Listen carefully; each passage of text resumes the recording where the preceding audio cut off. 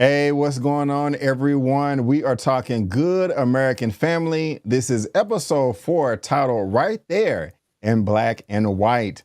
Michael and Christine's marriage reaches a breaking point as their differing perspectives on Natalia's threaten to tear them apart.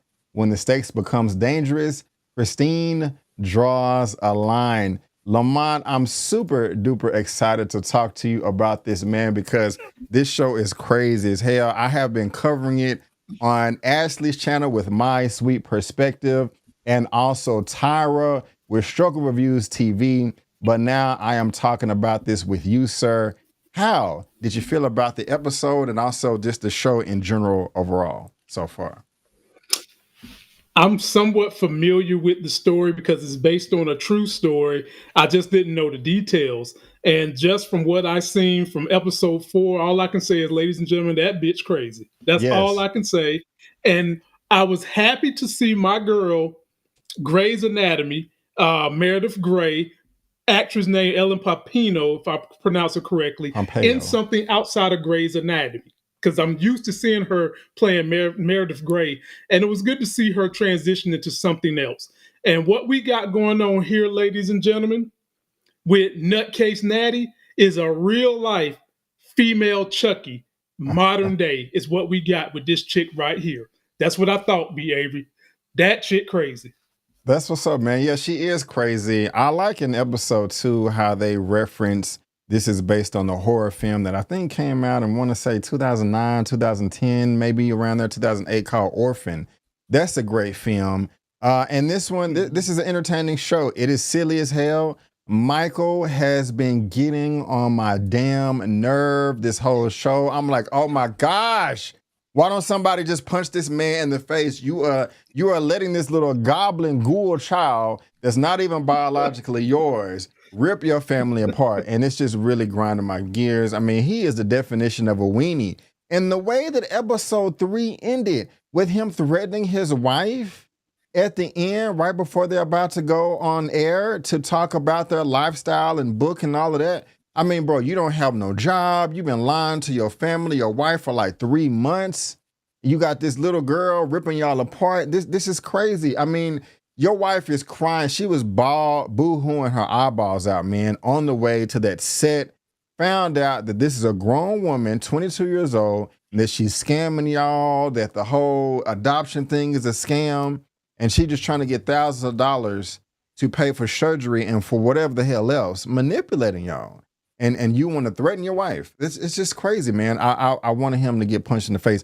I'm glad he came to his senses towards the end of this episode, but it took too long, man. It took too long. But I'm jumping far ahead, man. This episode started out in 1995 with Michael wanting to jump off of a roof. Now, I've never in my life, we've all heard of suicide cases before, Lamont, but I've never known somebody in 1 second they're about to jump to their death, but then 30 seconds later they're proposing. You're about to get married. I mean, if that's not a 180, I don't know what is, man. Kind of, what are your thoughts there with Michael and his suicidal attempt towards the beginning of this episode? Well, let me summarize Michael in general, and it's not going to take me but one sentence. Mushball Michael is a grown man with a problem behavior. You know what the problem is with Mushball Michael? What's that? His nuts ain't dropped yet as a grown man, because his behavior through this whole episode was that of someone who don't got nuts to produce testosterone. And furthermore, someone who doesn't have common sense. Now, in all honesty, B. Avery, his wife is an anchoring point for his life. I mean, if there was ever a definition of a helicopter spouse, Cutthroat Christine is it. And I have seen people who are suicidal, who, if you give them the right motivation, they can do a 180 like this. And so I can easily see Christine being the thing that gets him not to commit suicide, because she really knew how to uncork this man. She knew how to manipulate this man.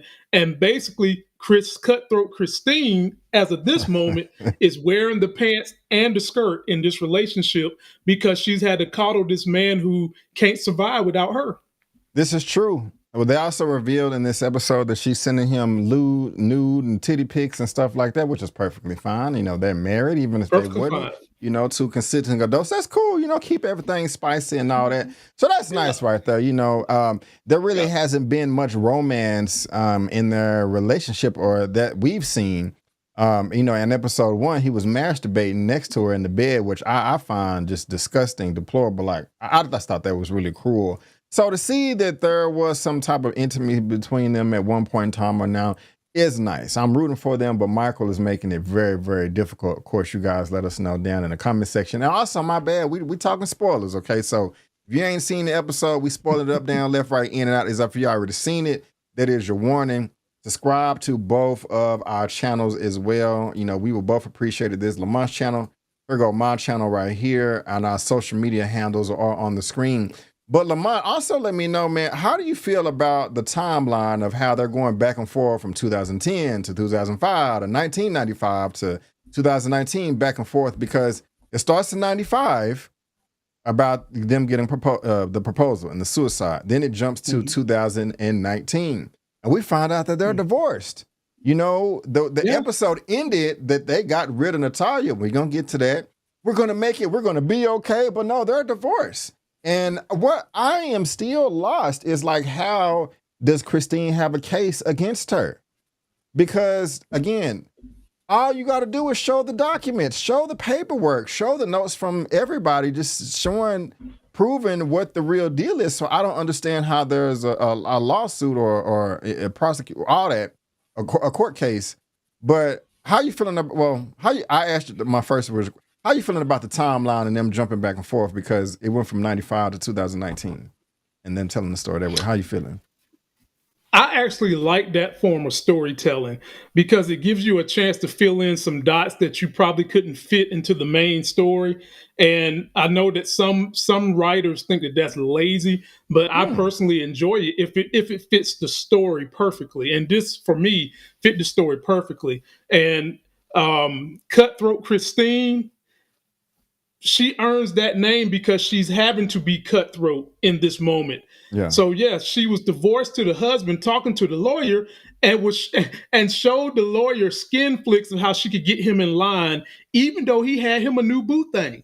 And then eventually, I guess she sent him a nudie that had her legs open because she's right back married to him all over again, which shows a little bit of her commitment to actually really loving him.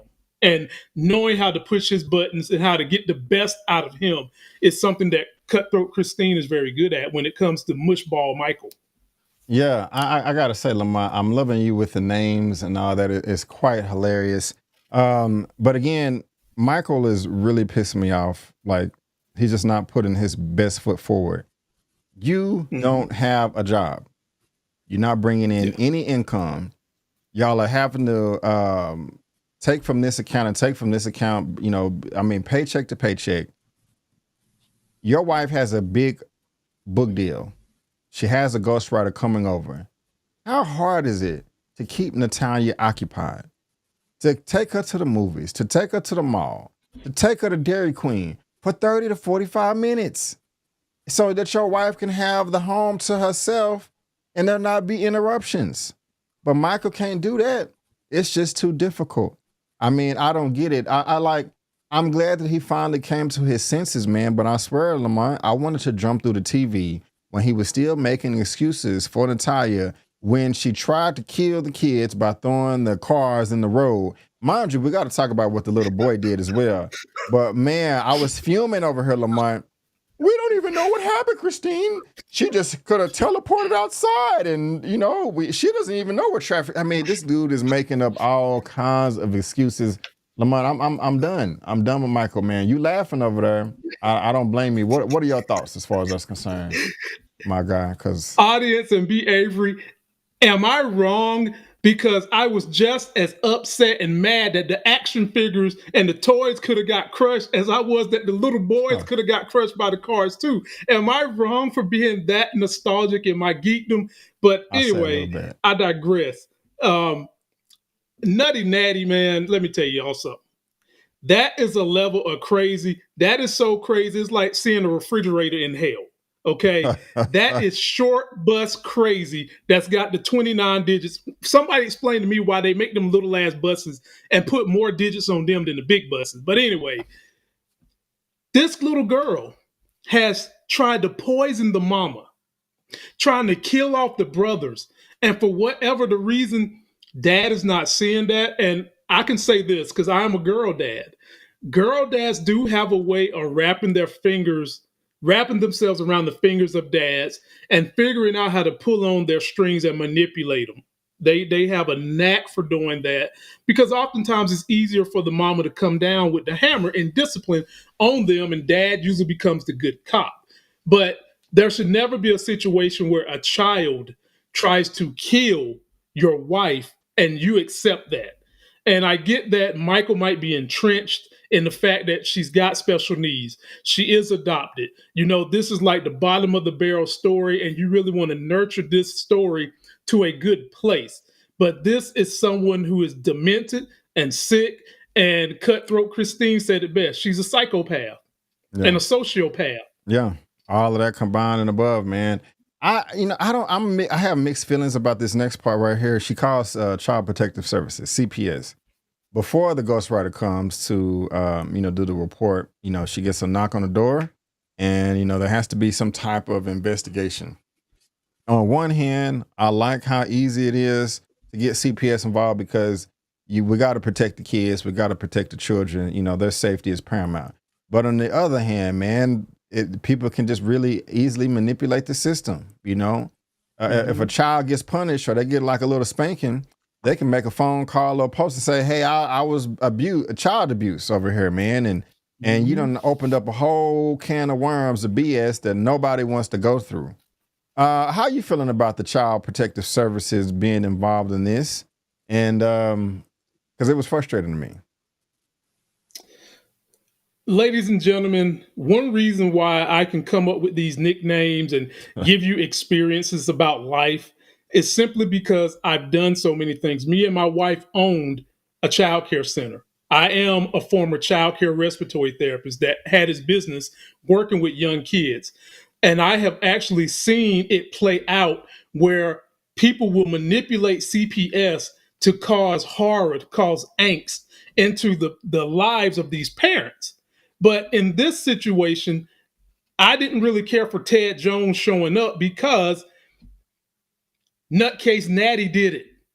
And you mean to tell me you couldn't distinguish the voice of a quote unquote child? Well, you know what? Hell, she's not a child. So maybe she did sound like an adult to them on the phone. I respect that CPS plays a role, but oftentimes CPS has been used as a cudgel in racism, where white people will call CPS on black people who ain't doing nothing wrong. They suspect they're doing something wrong because maybe they think they catch a whiff of weed, or the child might come in with some shoes that look like they need to be replaced. These people are poor. And so while I respect CPS, my highest respect goes to the social workers that work with CPS to ensure that the cases they're doing are legitimate, and nobody in Ted Jones' team made sure of that before they showed up to Nutty Natalie's house. This is true. This is true. This is true. It's really, really frustrating. Also, man, the same thing with 911. This dude got an interview, man, and big ups to Michael, but for trying to look at him all happy and just, that was kind of funny to me. He was like, "How do you deal with conflict?" That's a great question. Well, I try to avoid it. I'm like, "You're corny ass, and get out of here." Right. But Natalia, she calls 911 in the middle of the interview. That should have been the straw that broke the camel's back right there. "I want some pizza. I was bored. I want some pizza." The cop shows up and, "Hey, this is not funny." Michael loses his mind. Natalia says, "What are we gonna do? This is supposed to be the perfect opportunity. How am I going to get my family back?" "I don't want the family back. I want them dead." Lamont, I don't know. Michael may have been justified to pull out a pistol and just blow her in the face right there. He probably wouldn't have got away with it, but it would have been justified. What was you thinking, man, when she dropped that bomb that she wants the family to die? What would you have done in that situation? I was just thinking to myself, there is no limit to this crazy. And also, if she wants the rest of the family to die so she can have you all to yourself, what happens when you're not pleasing her the way she wants to be pleased and you sleep at night with a whole kitchen full of knives? Okay. Like I said, female Chucky. Man, I would have committed her ass right then on the spot. Yeah. Right then on the spot. I wouldn't have killed him because the police in my situation be more likely to blame a black man with this special needs girl than they would be to believe me. So I would have took her and committed it. And I think that was the wake up call No Nuts Mushball Michael needed, because immediately after that, he goes out there to the mama, to Christine's mom, to say, I need to get my family back. And I was happy that he was trying to take this job because, ladies, let me tell you something. Men and women have different things in our genders that we take pride in. A lot of men take pride in, I'm not even going to say providing for the family, but at the very least being able to be a focal contributor to the family. And Michael had none of that. And so he was taking the initiative to get a job, and this little hellion gremlin ruined it for him. So I'm glad that was something that knocked some sense into him and made him reach out to the family. You know what? You're right, but it still wasn't enough for me. This man is still what do you call a mush mouth Michael? He's still a fanny bandit, because when he pulled up to the house, he should have been running up there. Christine, you was right. I was wrong. I'm an idiot. I wouldn't even have brought Natalia. I would have left her in the house to rot by herself. You know what I'm saying? Especially with the whole 22-year-old thing. He was like, hey, guy, saying hello to his kids. Natalia had to try to kill Christine again by pushing her on the electrical fence. That is when, Christine was like, Michael, I didn't just fall. She pushed me. She tried to kill me. Okay, Christine, you're right. Really? Why did it? I mean, why was it that, man, that sent you over the edge, man? It should have been her. It should have been episode 1. Or it should have been when your wife was crying, talking about, hey, she's impersonating somebody trying to steal our money. The bleach didn't work. The traffic didn't work. Her covering your eyes up in the car, almost making Christine wreck the van, didn't work. Her saying that she wants the family to die didn't work. But, this finally worked over here. I'm glad he finally admitted it, man. Like, okay, you're right. And they was able to come to a common ground. But, man, it took a long ass time to get there, so I guess. Avery, you got to think about this, too.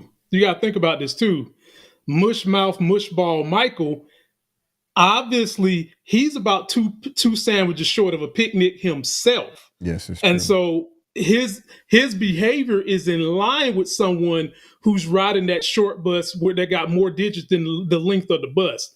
And the only thing that keeps him raveled together is him feeling like he needs to be needed. And that need used to be his wife, and somehow or another it done shifted to this little girl. And when someone is a little touched themselves, this is what happens. But I'm glad he finally came to his senses and got back with his family, with the most important person that needs him, his wife. This is true. These are facts. They are back together, trying to work it out. And, at the end of this episode, looks like they made it, but, the 2019 says they didn't. But, Lamont, as we're at the house right here, we also find out some more news about Christine's backstory from the mama. And I'm just going to ask you a short question after this revelation. If you need me to repeat it, I'm more than happy to. Who are you with? Are you with Team Christine or are you with Team Mama? Team Mama or Team Christine? Was the mama a bad mother, or was Christine thinking she was a know-it-all and better than everybody, as she was, accused of? Two things can be true, and I believe that both of them have fault. However, more fault goes to the parent, because you're raising the child. The child is not raising you. Mm-hmm. Now, Christine, we can clearly see she's a know-it-all. She thinks she's more important than everybody. Clearly, you can see that. But a mom cannot let a spouse abuse the kids, try to make them eat glass to lose fucking weight. That is not, and I repeat, ladies and gentlemen, that is not a GLP-1 diet back in the day, eating glass to lose weight. You don't do that. And, oftentimes we've seen through history where, moms who feel like they can't do it alone, they get with these men that beat them and, even worse, emotionally destroy them, and then do the same thing to the kids. And so I think that while both are wrong to do what they did, what happened with the mom takes precedence over what happened with Cutthroat Christine. And that's why I call her Cutthroat, because now we understand why she's so cutthroat. Right. This is true. These are facts. Good job, sir. Well said. And y'all let us know in the comment section after you subscribe to both of our channels, who are you with? Are you with Team Christine or Team the mom or Christine? Let us know. But they're back together, man. And they're like, hey, what we're going to do? We got to check this chick into a hospital. We can't let her around the family. It's toys, it's bleach, it's everything. And so they lock her ass in the basement. It feels like a real life horror movie. Oh, let me out of there. I mean, man, that's crazy, Michael tried to take her to Pittsburgh, and they was like, no, we don't want her. You got to bring her back in the morning. But yeah, man, that was I was like, if this girl Natalia starts climbing on the walls and the ceiling, I'm done. If they did a good job of being creepy, the power just had to go out. It had to be a storm too, and the power the power just had to. It was all sunshiny and stuff. You know what I'm saying? Look, the sun was out. Be Avery know that them damn storms irk my nerve. They just throw these storms in here like the most untimely. Like, come on, man. Yeah. Lord have mercy. It was entertaining. It was entertaining, little setup. However, I don't know. Do we have to call BS? Because we got Inspector Detective Gadget that pops up out of nowhere, says that he had a noise complaint. Now, I don't know, Lamont, you tell me, he didn't seem like your average everyday cop that, responds to noise complaints. And then two, why was he by himself? Why didn't he have a partner? I don't know if this is going to circle back around. I doubt it, but it did. I mean, I was entertained by it. The dialogue was fine, but that didn't really add up to me. Did it add up to you, sir? What were your thoughts there? I am so glad you called that out, because my spidey senses was tingling at Detective Taylor. First of all, for noise complaints, they're never going to send a detective. Now, he tried to clean it up by saying, oh, you have a file, you have a history, blah, blah, blah, blah, blah. They're still not going to send a detective out there for that. And it just so happened, literally, the power went out 30 seconds ago and you at the door knocking. Come on, man. Come on, man. Yeah. And then dude looked a little nutty himself. Like, damn, is there anybody on this show that's sane and not riding that short bus? Right. And I don't trust him. And the fact that he put the family in this circle of people he knew. He had a lawyer, he had a doctor, he had everything lined up, including the church, B. Avery. Yeah. Something's afoot, and something's a foot and a half. Yeah. And I can tell you right now, Detective Taylor is not the foot and a half. We got to figure that out. Is that his real name, Detective Taylor? You being funny? Is it really Taylor? No. His name is Detective Taylor. Okay. Right on. Good job. Yeah, man. I don't know. There's something going on with Taylor. Y'all let us know what y'all think, because that didn't really it doesn't really add up, Because this show is stupid, it's silly, but it's fun. I'm having fun with it. Like I'm entertained as hell, But I say it's dumb because like Michael, he should have got rid of Natalia months and years ago. It's been 2 years, and so it's just like what person in real life is this dumb? I don't know the real story, and I know that there have been multiple documentaries, movies, etc. To address this. Tara and Ashley told me they know the real story, and we compare the differences, but I want to go into each episode fresh, not knowing much. And so, I'm kind of, having fun there. Go ahead, sir. Go ahead. Let me just say this for a lot of people that don't get it, because it's easy to be outside looking in saying you need to do this, you need to do that, and you don't know what someone is feeling in their heart. And I say that because there are a ton of people in this world who want to feel like they're needed. And that drive to feel needed will allow them to let somebody do a lot of dastardly things until they finally cut the rope.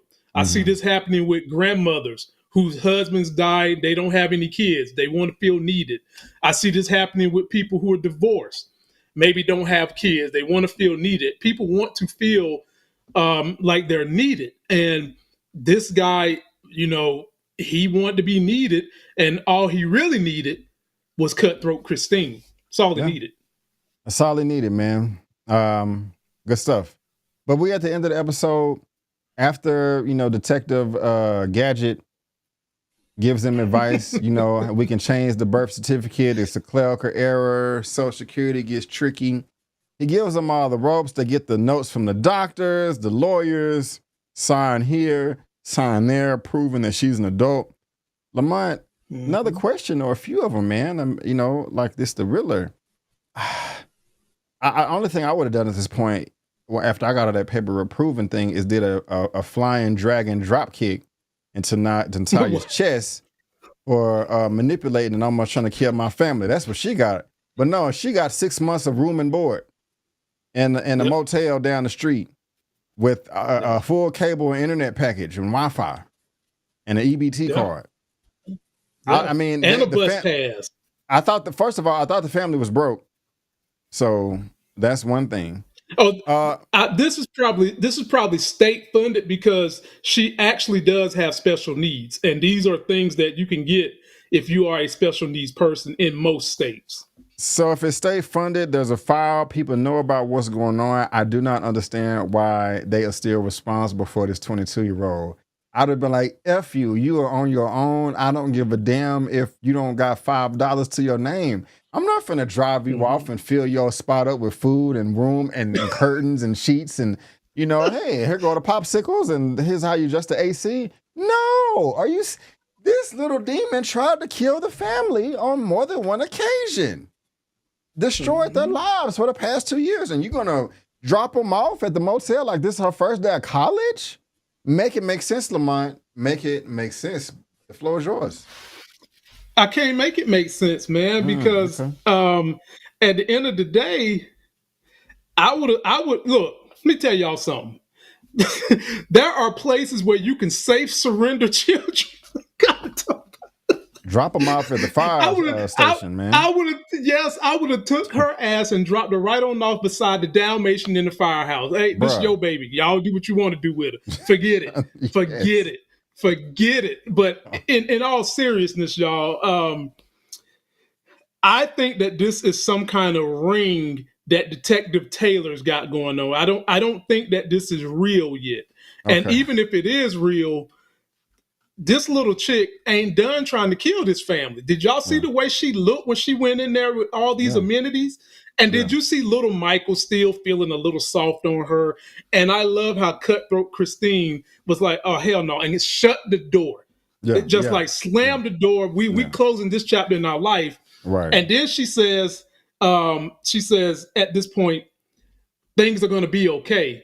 And I giggled when she said that and slammed that door because I'm thinking to myself, you think this little girl done with y'all? This little chick is not done with y'all. She's resourceful. And it seems like she's learning more and more each and every day that she's spending time with y'all. So don't be surprised if you hear from little Gremlin Gobbler again.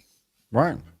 So, yeah, man, is there anything else that we left out? And, like, what are your final thoughts if that wasn't it already?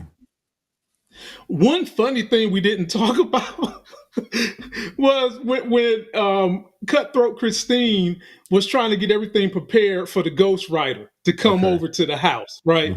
And she ushered the ghostwriter to the coffee shop. Right. And what was interesting about that was Cutthroat Christine was just lying through her teeth. She was lying more than Donald Trump sitting on the toilet, just lying through her teeth. And finally, the ghostwriter's like, look, I need to get you in the raw. I need to feel you in the real. We're going to go to your house. And the ghostwriter went there and seen the demon child and was like, oh, S-H-I-T. Yeah. But she told Cutthroat Christine, look at it like this. It's one thing to lie about your story. But if we're going to lie about this story, you better make sure everybody that knows y'all and your family is telling the same story, or we could have controversy on our hands. Right, And right. having said that, that's my last word. I think this is going to come back to bite her too. Yeah, man, we're definitely going to see. I'm very, very curious. I am entertained by all of this because this is just a crazy, hilarious mess, and I'm definitely here for it. I'm definitely here for it. I had one more thing to say, but it slipped my mind. But we're going to end it right there. I can't wait to hear from you guys. But that is going to be our recap review for Good American Family. This is episode 4, and hopefully we will be here same time, same place next week for episode 5. Now, later on, I am going to be doing a Thursday at 6 p.m. CST. I will be part of my Ashley's My Sweet Perspective, where we go live, and maybe Lamont can join us sometime. It's going to be me, Ashley, and Tyra with Struggle Reviews TV. Subscribe to Lamont's channel. Subscribe to my channel. We both would really, really appreciate it. And also, guys, me and Lamont have been also talking about Dope Thief that is on Apple Plus TV. Also, Daredevil, which is on Disney Plus. And if you're watching Reacher, my boy did a review with one of the cast members, I think in episode 4 or 5, Miss Dominique. Episode 4. Episode 4. What is her name again, my brother? I'm going to let you say it since you did the interview. Well, ladies and gentlemen, the actress's name is Mariah Robinson, and she played the dynamite dime piece Dominique Cole on the show. Did such a great job. I think she should be able to get her own show. And while B. Avery's telling you guys to subscribe to both of our channels, be sure to subscribe to us on TikTok too. You can find me as Life Gains 1, because a lot of you guys get on TikTok and you don't go over to YouTube, and you can still find our great content teamed up on TikTok at Life Gains 1. There you go right there. Well, guys, again, we just want to thank you so much for tuning in. And before you go, don't forget that I'm B. Avery. That's Lamont, and that's just our opinion. Peace out, and we'll see you next time. Subscribe, hit that subscribe button so you can get more videos from us today. Hooray!